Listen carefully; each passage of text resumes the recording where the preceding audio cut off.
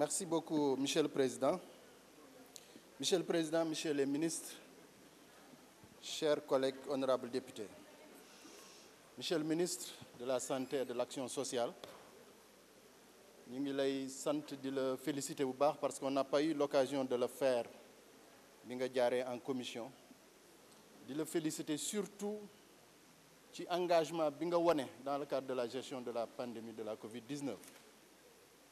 Et véritablement tey jii toutes les inquiétudes ñu ngi fi que Dieu nous préserve d'une seconde vague de la pandémie du coronavirus, mais il faut que ñu xam ne mbir mi ngi fi tey jii moom mooy inquiétude du askan bi nan la ñuy def nag ba yàlla musal ñu deuxième vague boobu du law. yaakaar naa ñu ngi la ci invité yow en tant que ministre de la santé nga ñëwaat ci habitude yu baax yi nga doon def ci wàllu communication nga ñëwaat au devant avec une communication agressive ñi ciy invité waat la presse. Quand on parle de relâchement tey nit ñi dañuy jàpp ne peut-être ce sont les populations rek à cause de plus en plus port de masque bi gis nañ nu mu demee les gestes barrières d'une manière générale respecté tuñ ko mais la presse da cee am solo. boo seetloo tey RTS fu mu ko tegoon mu ngi ko fay teg ba léegi mais ñu ngi ñaan toute la presse nationale dans ce combat ñu gën cee dugalaat seen loxo parce que plus la communication sur la sensibilisation mu tenir rek plus on a des possibilités de réussir ce que nous avions réussi au premier bi nga xamante ni bi maladie bi dugg na fi. ngay wax nag di féliciter encore une fois de plus le personnel de la santé. bu ñu amee ay résultats ba tey yàlla def ñu bokk ci classement yu mucc ci ayib ci monde bi ci wàllu gestion de la pandémie donc ñooñu noonu dañ cee jàpp bu baax c'est l'occasion de les féliciter et de les remercier. Monsieur le ministre dama bëggoon a ñëwaat ak yow tuuti dans le département de Linguère. département de Linguère dafa nekk benn département bu yaatu ñu am ay jafe-jafe nag.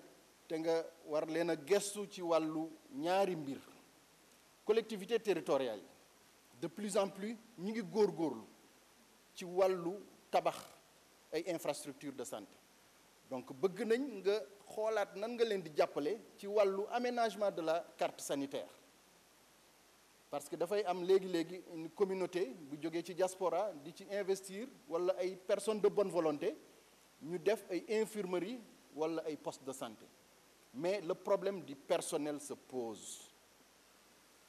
Parfois dañuy am ay agents de santé yoo xamante ne yi ay nu ñu leen di tuddee ay contractuels lañ mais seetlu nañ suñu leen recruter dans la fonction publique rek dañuy génn zone de départ la maanaam booleeg nag déficit bi nga xam ne bi ça devient de plus en plus chronique. Donc monsieur le ministre loolu ñu ngi la ci sàkku ñaan noo ci jàppale le département de Linguère. Mën nañu citer ay dëkk dans la commune de Tessékéré tey dëkk bu mel ni Amali góorgóorlu nañ ba am seen structure lan nga fay yóbbu dans la commune de Deyali et cetera dans toutes les communes pratiquement.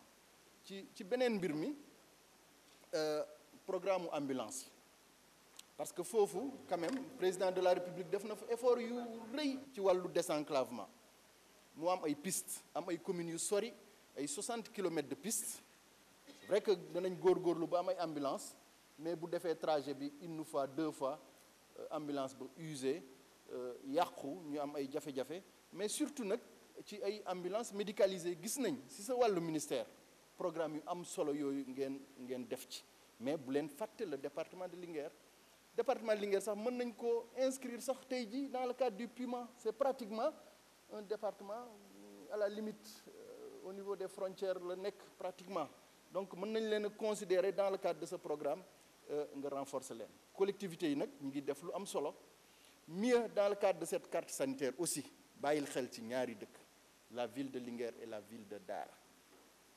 établissement public de santé yi ñu am nan la ñuy def mu évoluer ba yegg ci yenn niveau yi parce que tey jii boo xoolee Dara c'est une ville en plein essor démographique population baa ngi yokk benn structure boobu moo fa nekk pratiquement débordé te wax dëgg yàlla tey jii bu yokkoon niveau tuuti rek dana yokk mën-mënu plateau spécial bi. Monsieur le ministre may terminer nag dégg ngeen ko xam nañ ko muy mbir mu jafe bu metti mooy wàllum hémodialysé yi situation difficile là.